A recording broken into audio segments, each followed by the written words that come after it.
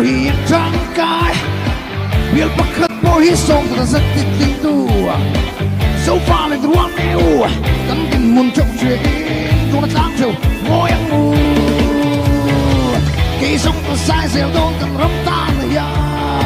Supay hotel pamin dom pui ti kasya. Kasama lu sapi lo sama se.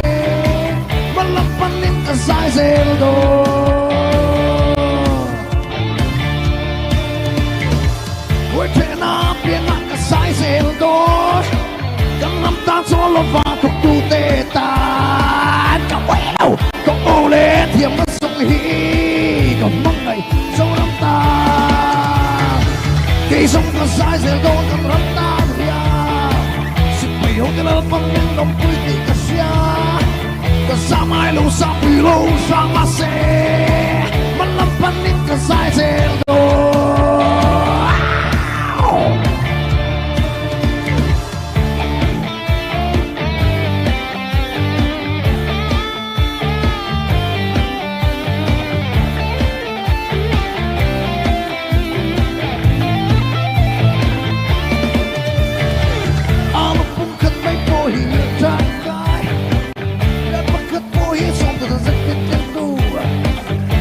Lên từ hoàng neo cắm lên một trong chuyện cho nó dám chịu môi ăn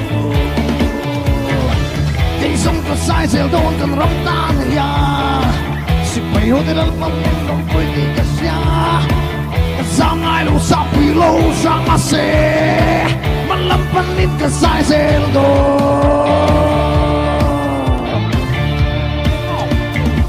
cây sông có sai sẹo đôn cần rắm ta này ya Hotel pamin ng pwede ka siya Kasama ay lo sa pilo sa mase Malampanin ka sa iseldo